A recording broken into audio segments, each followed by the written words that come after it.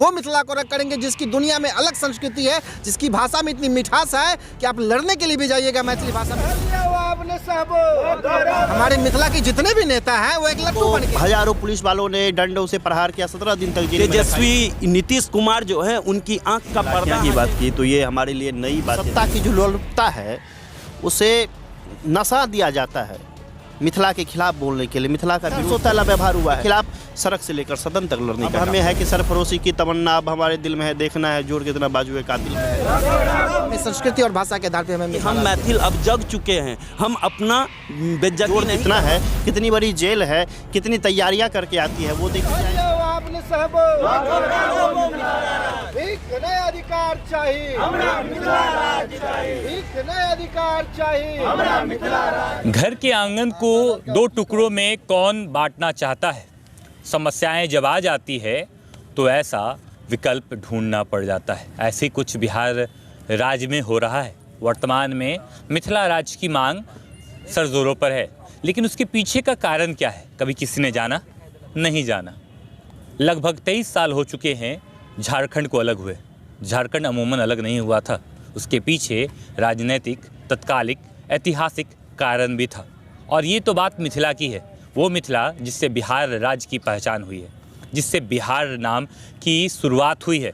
लेकिन इसकी जो डिमांडेबल है, जिसकी राज्य को पृथक करने की कथा है, ये क्यों रची जा रही है? क्या कहीं ना कहीं नीतीश कुमार या इससे पहले के मुख्यमंत्री लालू प्रसाद यादव, राबड़ी देवी जैसे अमूमन बड़े बड़े चेहरे ने काम नहीं किया? क्योंकि लगभग 13 करोड़ की आबादी की अधिकांश हिस्सा मिथिला राज्य में आती है और मिथिला राज्य आज भी सुखाड़ से, आज भी बाढ़ से ग्रसित रहता है। वर्तमान में जो स्थिति पैदा हुई है, जिसको लेकर मिथिला राज्य की मांग हो रही है, सबसे छुपी नहीं है। और अभी फ़िलहाल गांधी मैदान के पास मिथिला स्टूडेंट यूनियंस के कुछ लोग आए हैं जिनसे वार्तालाप करेंगे और अमूमन ये जानने की कोशिश करेंगे कि आखिर ऐसा डिमांड क्यों और कब तक। सबसे पहले बहुत बहुत स्वागत है। क्या नाम है आपका? अमित कुमार ठाकुर। अमित भाई, सीधे पॉइंट पे आते हैं, मुद्दे पे आते हैं। मिथिला राज्य की डिमांड अमूमन इतना जल्दी क्यों? देखिए, क्या वक्त नहीं दिया जा सकता था? देखिए, मिथिला राज्य की जो मांग है वो आज से नहीं उठाई जा रही है। दरभंगा के कामेश्वर सिंह पिछले 100 साल से, आपके हाथ में भी हमने एक ड्राफ्ट दिया, आप उस पर देखिएगा कि 100 साल पहले से मिथिला राज्य की बात उठाई जा रही है। हम बहुत जल्दी में कहाँ हैं, हम तो बहुत धीरे धीरे ऐसा कह रही है। देखिए, सरकार क्या कर रही है उस पर चिंतन ना करके हम जो डेटा है, डेटा से तो बढ़ के सरकार नहीं है। देश तो सरकार से पहले तो एक नीति है, नीति जो एक संविधान है उससे चलती है। तो हम ये कह रहे हैं कि ये तो 100 साल से पुराने से ये मांग चलती आ रही है। और हमने इससे पहले भी कहा था कि मैं नया मिथिला राज्य नहीं मांग रहा हूँ, मैं वो मांग कर रहा हूँ जो हमारा था, जो मिथिला एक समय में राज्य हुआ करता था। मैं उस मिथिला राज्य की बात कर रहा हूँ जिस समय में हमारे पास संपन्नता थी। मैं उस मिथिला राज्य की बात कर रहा हूँ जिस समय में हमारे पास हजारों उद्योग थे। मैं उस मिथिला राज्य की बात कर रहा हूँ जिस समय में हमारे पास भाषाई आधारित हमारे पास मुद्दा था। मैं उस मिथिला राज्य की बात कर रहा हूँ। मैं बहुत जल्दी में नहीं हूँ, मैं धीरे धीरे हर एक ज़िलों में जाके, मैं जिस मिथिला राज्य की जो एक नक्शा है, मैं उस तमाम ज़िलों में जाके मैं लोगों को जाके आके मैं एक मजबूत और पृथक मिथिला राज्य बनाने की बात कर रहा हूँ। क्या अगर एक घर के आंगन में एक भाई सर चढ़कर हमला कर रहा हो और छोटे भाई पर लगातार वार कर रहा हो और छोटे भाई को अगर हक दिया जाए तो क्या वो बड़े भाई को सम्मिलित नहीं करेगा? देखिए, आपके शब्दों में दो मांग है कि एक आंगन में दो भाई है और जब छोटे को अधिकार दिया जाए तब हम अलग बनाने की बात क्यों करेंगे। लेकिन मैं भी यही बात कर रहा हूँ कि एक पिता होता है और उसके 2 लड़के होते हैं। गार्जियन का फॉल्ट था, मैंने पहले ही बता दिया। अब जब मैं उसी पिता की बात कर रहा हूँ कि उस पिता की नज़र में दोनों लड़कों के बीच समानता होना चाहिए। आज मान के चलिए बिहार एक पिता है और उसके 2 लड़के हैं, एक मगध और एक मिथिला, जो हम लोग भौगोलिक रूप से मानते हैं। तो जितना विकसित मगध हो रहा है उतना विकसित हमारी मिथिला नहीं हो रही है। ये सूचनाएं, ये जो संदर्भ है, इसको काटने का उपाय सिर्फ राज्य पृथक करना है। देखिए, हम लोग आज मिथिला राज्य बनाने की बात, इससे पहले हमारे वक्ता ने कहा था कि हम तो मिथिला डेवलपमेंट बोर्ड की बात कर रहे थे। कि आप मिथिला डेवलपमेंट बोर्ड दे दीजिए, हमें एक स्पेसिफिक जो है सो एक फंड दीजिए जिससे हमारे मिथिला की उन्नति होगी, विकास होगी। लेकिन 7 सालों से जब हम लोगों ने मांग माना, जब हम लोगों की बात नहीं सुनी गई, तो कहीं ना कहीं लगा कि नहीं भाई, अगर असम, अगर बंगाल, अगर महाराष्ट्र, अगर कोई भी राज्य अगर भाषा आधार पर, संस्कृति आधार पर अलग हो सकती है, तो हम भी अपने भाषा और संस्कृति आधार पर मिथिला को अलग करेंगे। वो मिथिला को अलग करेंगे जिसकी दुनिया में अलग संस्कृति है, जिसकी भाषा में इतनी मिठास है कि आप लड़ने के लिए भी जाइएगा मैथिली भाषा में तो आप ठीक से लड़ नहीं पाइएगा। तो हमें संस्कृति और भाषा के आधार पे हमें मिथिला राज्य दे दीजिए। बात इन्होंने सही बोला कि मिथिला राज्य अमूमन एक ऐसा राज्य की मांग कर रहे हैं जिसकी भाषाएं जो है वो गाली देने उपरांत भी हंसी मजाक की भाषा लगती है। लेकिन सवाल ये नहीं है, सवाल ये है कि जिस प्रकार मगध में, जैसे कि आप कह रहे हैं, हम तो अभी भी संपूर्ण बिहार कहेंगे, लेकिन मगध की तुलना अगर मिथिला से करें तो हमेशा कम नज़र आती है। बात सीसा पुल की करें, बात ज़ू की करें, बात म्यूज़ियम की करें, क्या वहाँ से जो जीते हुए विधायक होते हैं या जीते हुए MLC होते हैं या जीते हुए MP होते हैं, क्या वो अपनी जिम्मेवारी को भूल जाते हैं? देखिए, डिमांड मिथिला स्टेट यूनियन कर रहा है, मानते हैं, आप कर रहे हैं, आप भी कहीं ना कहीं राजनीतिक पहलू को जानते हैं और राजनीतिक समझ भी है आपको। आप ही विधायक बनाते हैं, आप ही MP बनाते हैं, आप ही MLC के लिए दावेदारी भी कहीं ना कहीं ठोक लेते हैं। क्या आप जब सरकार में आ जाते हैं तो उस वक्त मिथिला राज्य आपके ख्वाब ख्याल से गायब हो जाता है, दूर हो जाता है, क्या होता है? देखिए, एक होती है व्यवस्था और एक होती है व्यवस्था का नेतृत्व करने वाला। आज से हम लोग देखते हैं, जब मिथिला की आप राजनीतिक की बात किए तो आज से 50 साल पहले हमारे ही मिथिला से नेतृत्व करने के लिए आते थे नेता। डॉक्टर जगन्नाथ मिश्र आप लोग जानते होंगे, भागवत जाधा थे, वो आते थे, ललित नारायण मिश्रा जी थे, वो नेता हुआ करते थे। तो उस समय में वो नेतृत्व करते थे, तो कहीं ना कहीं हमारे मिथिला की एक जो शक्ति कही, राजनीतिक शक्ति, वो हमारे पास थी। लेकिन इस पिछले 50 सालों में हम लोगों ने जो देखा है कि चाहे आप लालू यादव जी का राज ले लीजिए, चाहे राबड़ी जी का ले लीजिए, चाहे नीतीश कुमार का 17 साल से ले लीजिए, तो इसमें कहीं ना कहीं नेतृत्व एक मिथिला की जो राजनीतिक, मगध की जो राजनीतिक शक्ति है वो उभर के आती है। तो इसमें हम लोग ये देखते हैं, आप एक चीज़ और, एक लोकतांत्रिक रूल से वो जितने लोग आते हैं, क्या पार्टीज को छोड़कर अपने मिथिला के विकास के लिए मौन नहीं हो सकते, स्टैंड नहीं ले सकते? क्या उन्होंने स्टैंड लिया? देखिए, आप स्टैंड लेते हैं, अच्छी बात लगती है, आपको नजर आ रहा है कि भाई सौतेला व्यवहार हो रहा है, आपको नजर आता है कि मगध में इतना कुछ हो रहा है ना, मिथिला में नहीं हो रहा, आप सही स्टैंड ले रहे हैं, मानते हैं। क्या आपके द्वारा चुने गए नेता वो स्टैंड नहीं ले सकते?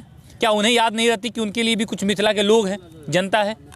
देखिए, वर्तमान में जो राजनीतिक परिदृश्य है उसमें हम लोगों ने ये गौर करके देखा है कि राजनीतिक पार्टी के द्वारा जो नेता बनाए जाते हैं उसे कहीं ना कहीं एक तरीके से खिलौना बना के रखते हैं कि मैं आपको नेता इसलिए बना रहा हूं क्योंकि आप चाहकर भी मेरे विरोध में नहीं बोल सकते हैं। हमारे मिथिला के जितने भी नेता हैं वो एक लट्टू बन के हैं।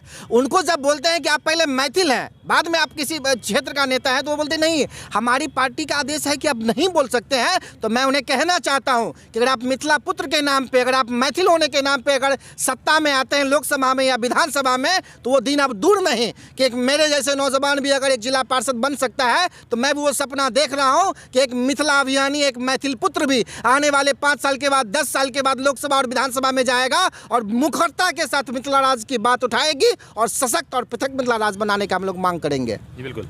हमारे साथ बहुत लोग हैं, लेकिन वक्त की कमी के कारण मुद्दे पे आते हैं। मिथिला राज, आपके जिन भाई ने बोला, आप इत्तेफाक तो रखते हैं इस बातों से? जी। सवाल ये उठता है कि लगातार जो प्रयास आप लोग कर रहे हैं 1.5-2 सालों से, जो ऑफ स्टैंड आकर कर रहे हैं, ऑन कैम आके कर रहे हैं, क्या इससे सरकार के जहन में ये बात अटकी कि हाँ भाई मिथिला कहीं अलग ना हो जाए या मिथिला को बचा लिया जाए, ऐसा कोई बात नज़र आ रहा है? बिल्कुल नज़र आ रहा है। सबसे पहले मैं यहाँ जितने भी बैठे हुए हैं उन्हें जय मिथिला से नमन करता हूँ। और जिस तरह से मैं एक छोटी सी बात कर रहा हूँ, मिथिला राज आज से नहीं है। आज विदेह राज का अर्थ क्या हुआ? आज से 100 साल पहले भी विदेह राज था, जिसको आज के डेट में मिथिला राज हम कह रहे हैं। मिथिला राज्य थी। जिस तरह से यहाँ पे 39 सांसद और विधायक आपने कहा जिसे आप जिता के भेजते हैं, ठीक है, हम उन्हें क्यों जिता के सदन में भेज रहे हैं? इसलिए भेज रहे हैं कि हमारे समस्या जो है, सुखाड़ से कृषि समस्या, बेरोज़गारी है, सारा कुछ है। और वो क्या कर रहे हैं हमारे लिए? वहाँ जाके भाई ने, अमित जी ने बताया कि वहाँ मुंह खोलने से भी डर रहे हैं कि हम अगर बोलेंगे तो हमारी नेतागिरी चले जाएगी। इससे डरने की बात नहीं है, ये खुल के बोलने की बात है कि मिथिला राज बनने से हमारे जितने भी 8 करोड़ मैथिल हैं और भारत से बाहर 4 करोड़ रहने वाले, कुल मिला के 12 करोड़ मैथिल जो हैं, एक जगह, एक मंच पे आके, बिहारी ही कहीं ना कहीं, बिहार से में मैथिल जो है, मैथिल से ही तो बाहर हैं, कोई अमेरिका में है, कोई USA में है, कहीं भी है। तो उन सभी से और जो भी हैं सब मिलके 4 दिसंबर को जो यहाँ रैली होने वाली है गांधी मैदान से राज्य भवन मार्च, उसमें पटना की सड़क जाम रहेगी। और तब केंद्र सरकार और मगधी शासन में जो बैठे तेजस्वी नीतीश कुमार जो है, उनकी आंख का पर्दा हटेगा कि हम मैथिल अब जग चुके हैं, हम अपना बेइज्जती नहीं करवा सकते हैं। आते हैं और वोट लेके चले जाते हैं, उसके बाद हम ही को आप उपेक्षा कर रहे हैं। ना एक कोई IIT है, ना पूर्णिया में डाल दिया आप यूनिवर्सिटी, ठीक है, लेकिन हर जगह तो ज़रूरी है ना। कहीं ना कहीं वो यूनिवर्सिटी भी अभी विकास की मात्राओं में छूता है। 4 दिसंबर को आप लोग मार्च करेंगे गांधी मैदान से राजभवन, लाठियाँ बरसेगी। अमूमन ये तो होता रहता है, लेकिन लाठियाँ बरसाने वालों में भी जनसंख्या जो होगी मैथिली की ज़्यादा होगी। क्या वो मैथिली से मैथिली का वार खाना और मैथिली को मैथिली से लड़ाना, ये सब कुछ जो जहन में चल रहा है, उसे कैसे आप देखते हैं? वो एक संवैधानिक प्रक्रिया है, लोकतांत्रिक प्रक्रिया, या प्रशासन के लोग हो सकते हैं, जो भी लोग हो, लेकिन हम लोग शांतिप्रिय ढंग से एक लगातार ये इतिहास गवाह है, राजभवन मार्च करने के वक्त हमेशा प्रशासन रोकती है, मुठभेड़ हो ही जाता है, धरना उग्र हो ही जाती है, रोका ही जाता है, अरेस्टिंग होना आम बात है, लेकिन उस बीच उससे पहले होने वाले जो घटनाक्रम है उसे आप कैसे देखेंगे? अमूमन ये सवाल आसान नहीं है, अमूमन ये सवाल आसान नहीं है, क्योंकि एक मिथिला राज का डिमांड वो करने आया है जिसने अपनी अच्छी अच्छी नौकरी, अपने अच्छी जगहों को छोड़कर अपने राज्य, अपने लोगों के चिंतन की वजह से यहाँ टकराया है। और कुछ उसी के लोग हैं जो आराम से गद्दीशाही पे बैठे वर्तमान में, जैसे कि आपके भाई अमित ने कहा कि वो अपने पार्टी की तरफदारी करते हैं, वो अपने पार्टी का गुण गाते हैं, कहीं ना कहीं वो मिथिला की भूमि को भूल जाते हैं, जिस मिथिला ने सीता माँ को जन्मा, जिस मिथिला ने भगवान राम को दामाद बनाया। क्या कुछ आपके विचार चल रहे हैं? हमारे विचार में स्पष्ट है, जिस प्रकार से आपने लाठियाँ की बात की, तो ये हमारे लिए नई बातें नहीं हैं, इस शरीर के लिए नई बातें नहीं होंगी, क्योंकि जब हमने मिथिला डेवलपमेंट बोर्ड की बात की थी और 25 फरवरी को NH जाम करने का काम किया था, तो इधर मुजफ्फरपुर और उधर जोगबनी तक हमने जाम लगाने का काम किया था। तो वहाँ भी हम लोगों को हज़ारों पुलिस वालों ने डंडों से प्रहार किया, 17 दिन तक जेल में रखा। इससे हमें कोई फ़र्क नहीं है। जोड़ कितना है, कितनी बड़ी जेल है, कितनी तैयारियां करके आती है, वो देखी जाएगी। ये हमारे लिए नई बातें नहीं है। पुलिस की लाठियाँ, पुलिस सवाल वो नहीं था, सवाल ये था कि आपको लाठियाँ पड़ेगी गुरु, ठीक है, वो अमूमन आप भी जानते हैं और आप सह चुके हैं। आपने खुद कहा कि ये बदन खा खा के तैयार हुआ है, लेकिन बात यह है कि वही मिथिला राज्य के सिपाही मारेंगे आपको, वही मिथिला के कोई ना कोई प्रशासनिक अधिकारी बैठे होंगे वहाँ पर। तो क्या उन्हें उनका दिल कचोटेगा नहीं? क्या उनका दिल बर्दाश्त कर जाएगा ये बात कि एक मिथिला राज्य को, जो हमारे भाई बंधु को आगे लाना चाहते हैं, जो हमारे यहाँ मिल और उद्योग लाना चाहते हैं, वैसे लड़का जो डिमांड करते हैं अपने अच्छी चीज़ों को छोड़ के, अपने अच्छे जॉबों को छोड़कर, क्या उन्हें मैं लाठी मारूँ? ये बात अमूमन जब आपके जहन में आ रही है तो क्या विचार उत्पन्न हो रही है? नहीं, हमें लगता है हम लोकतांत्रिक देश में है, और वो भी एक प्रशासनिक बंधन से या राजनीतिक बंधन से बंधे हुए हैं। हमारे जितने भी सांसद विधायक हैं, जिस प्रकार से हमारे मज़दूरों को पंजाब या दिल्ली में अफीम का नशा कराया जाता है मजदूरी के लिए, उसी प्रकार से सत्ता की जो लोलुपता है उसे नशा दिया जाता है मिथिला के खिलाफ बोलने के लिए, मिथिला का विरोध करने के लिए। हो सकती है उनके मन में ज़रूर होगा, हर एक मैथिल के मन में मिथिला राज की भावना है। हम इससे कतई इनकार नहीं करते हैं। हर एक मैथिल 8 करोड़ मिथिलावासी के मन में है कि हमारा एक पृथक, जो आज हम क्या कहते हैं, जिक्र करेंगे बिहार राज्य गीत का, आप सुने होंगे, बाबा विद्यापति, दिनकर, एक से एक बड़े बड़े विद्वान, कवि, महारथी रहे हैं, लेकिन मिथिला जो है बिहार राज्य गीत में कहीं चर्चा नहीं है मिथिला का। यही लगातार सौतेला व्यवहार हुआ है। हर एक पहलू हैं, लेकिन अब जो इन युवाओं की जो आप एक गोलबंद हुए हैं, ये युवा लगातार मिथिला विरोधी मानसिकता के खिलाफ सड़क से लेकर सदन तक लड़ने का काम करेंगे। जी, सवाल एक लास्ट और अंतिम सवाल ये रहेगा कि मिथिला राज्य की आप मांग कर रहे हैं, अगर सरकार के जहन में मानव विकल्प कर सकता है, मानव वास्तविकता के साथ साथ कहीं ना कहीं काल्पनिक जीवन जीता है, अगर बिहार सरकार आपको ये बोले कि ठीक है, अगला मुख्यमंत्री या भले मुख्यमंत्री जो भी हो, अगला नेतृत्वकर्ता मिथिला से होगा, तो क्या आप ये डिमांड कीजिएगा या अपने मगध को मिला के चलिएगा?